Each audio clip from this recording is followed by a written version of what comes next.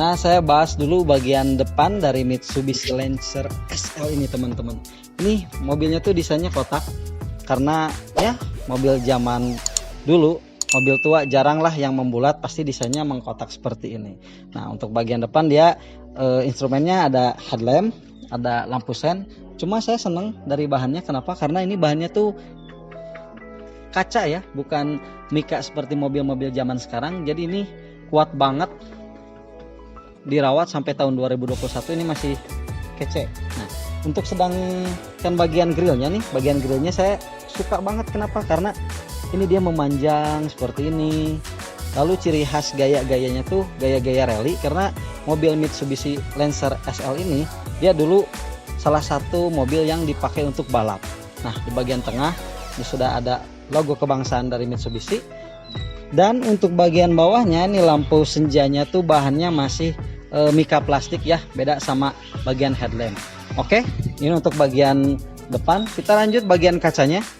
Ini bagian kacanya teman-teman, dia list karetnya ini pakai chrome, keren banget dan mewah tahun 80-an. Pakai chrome seperti ini, kelihatannya tuh kalau di jalan zaman dulu masih lengang. Ini jadi salah satu mobil kece lah, primadona menurut saya. Dan ini ada lubang udara bagian mesin, wiper juga ini biasa ya, 2. Kita lanjut ke bagian kaki-kaki. Kita lanjut bagian kaki-kakinya nih teman-teman, lihat, wih, bannya masih kinclong banget. Cara ini baru proses restorasi dari yang bersama nih Om Sony dan Om Yoga bersama teman-teman. Ini profil bannya teman-teman, dia di ring 13 dengan ukuran 175/70. Lalu ini peleknya masih kaleng, bukan masih kaleng ya, karena ini menyesuaikan gayanya ala-ala klasik dan retro. Ini juga udah ada white apa ya, white list white mungkin ya ini teh, saya lupa namanya. Nah, kenapa pakai gaya seperti ini? Karena baik lagi dia gayanya itu ala-ala retro dan klasik banget. Jadi kalau di jalan tuh mungkin mobil tua seperti ini bisa jadi sorotan lah. Nah, kita lanjut bagian sampingnya. Ini daun pintu modelnya biasa ya, cuma dia masih chrome senada dengan list body yang tadi. Dan ini list body bagian samping tuh dari depan ke belakang dia panjang banget dan ada tulisan Lancer, ciri khas dari atau identitas dari mobil ini. Nah, untuk kaca-kacanya dia nggak pakai kaca film ya, ini masih bening biar kelihatan tuh original dan keantikannya. Kita lanjut ke bagian belakang nih teman-teman. Ini bagian belakangnya nih teman-teman, SL, sebelahnya ini Mitsubishi. Dan bagian bagasinya ini masih manual, dia pakai kunci, nggak bisa buka dari dalam. Dan bagian untuk isi bensin juga sama ya, saya lupa tadi nggak dijelasin, dia pakai manual juga, kunci dari luar, jadi nggak bisa dibuka dari dalam. Nah, untuk instrumennya, lampu belakang dia bentuknya kotak, cuma kotaknya itu besar banget ya, kelihatan tuh elegan. Mungkin ini saingannya dulu tuh kayak BMW, terus mobil-mobil Eropa, tapi ini padahal mobil Jepang ya, tapi gaya-gayanya tuh keren banget kayak mobil Eropa. Ini lampu rem dan lampu sen, sedangkan lampu mundurnya ada di bagian bawah. Ini bempernya masih kuat teman-teman. Tuh, ini sudah ada stiker rust protection factory applied. Ini teh kayak semacam perlindungan cat gitu nih teman-teman. Dan untuk bagian mufflernya nih, ini kayaknya udah custom juga karena bentuknya tuh udah besar, kayaknya suaranya gahar nih, gagah. Nanti kita nyalain coba mesinnya seperti apa. Nah, untuk bagian bagasi ini saya nggak buka ya, soalnya ini baru direstorasi, jadi sayang takut kotor. Kita lanjut bagian interiornya teman-teman. Saya sekarang udah di dalam kabin dari Lancer SL ini nih teman-teman. Saya pertama masuk, aduh, kayak nggak kezamanan tahun lahir saya nih, old school banget, klasik banget. Jadi ini mobil kayaknya antik ya, itu yang pertama saya rasakan. Nah, kita langsung bahas apa aja interior yang ada di dalam mobil ini. Yang pertama saya mau bahas tempat duduknya nih. Tempat duduknya dia kelihatan masih plastikan dulu.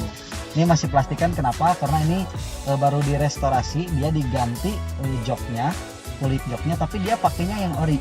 Kenapa bisa? Karena untuk bahan seperti ini dia masih ada. Jadi kalau misalnya yang orinya udah rusak bisa diganti dan diperbaharui seperti awal lagi. Itu untuk bagian joknya. Sekarang kita lanjut ke bagian setirnya nih teman-teman. Setirnya ini sudah diretrim pakai kulit warna coklat, asik banget, senada sama dengan dashboard.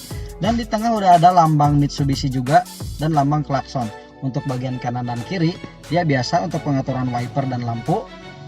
Di depan ada speedometer nih, speedometernya cukup ya jadul banget lah, klasik. Ini bentuknya kotak pada umumnya lah. Cuma ini ada yang keren tuh, di sini ada jamnya.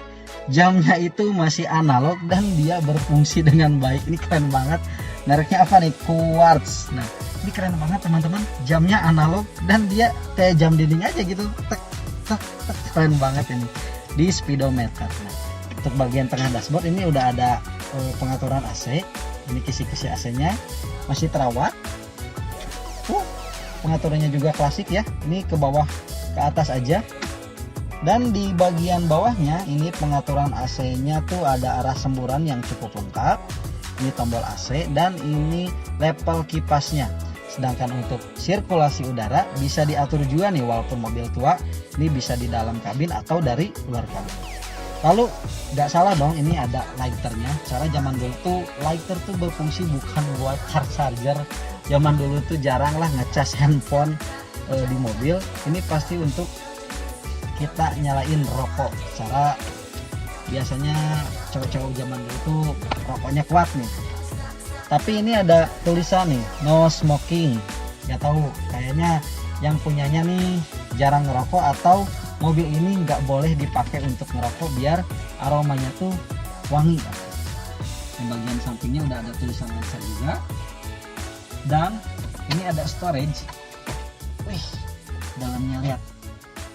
Masih blue drum men, keren. Ini masih terawat ya. Dan ada nih servis juga, kayaknya dirawat banget, keren banget. Ini bagian atasnya nih kaca kabin biasa, belum dynamic view, cuma diatur manual. Ini sun visor ada 2. Dan di sebelah saya udah ada hand grip, cuma ada 3. Di supir nggak ada. Oke, ini bagian depan interior dari Lancer ini. Kita lanjut ke row kedua. Ini bagian row kedua nih teman-teman. Kelihatan interior dari mobil ini tuh wangi, bersih, dan masih plastikan. Kenapa? Karena ini saya jelasin sekali lagi, ini udah direstorasi full dari eksterior dan interior. Jadi pasti seperti baru, like new. Nah, kita bahas kenyamanannya. Untuk tingkat kenyamanan dan keluasan kabin ini untuk mobil ukuran sedan ini sangat nyaman. Kenapa? Karena dari posisi saya duduk nih, jarak antara kaki saya dengan jok bagian depan sangat jauh sekali, dan saya juga sudah bisa selonjoran. Jadi kalau misal perjalanan agak jauh tuh masih nyantai ya.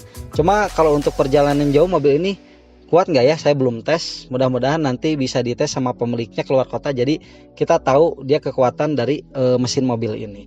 Nah, untuk headroomnya nih teman-teman, ini masih jauh juga. Jadi untuk kenyamanan dan keluasan ini sangat luas dan sangat nyaman. Apalagi ditambah dengan bahan dari jok ini tuh lembut sekali dan empuk banget. Ini bukan kayak jok mobil, menurut saya ini kayak sofa rumahan nih, seperti ini. Ini empuk banget nih.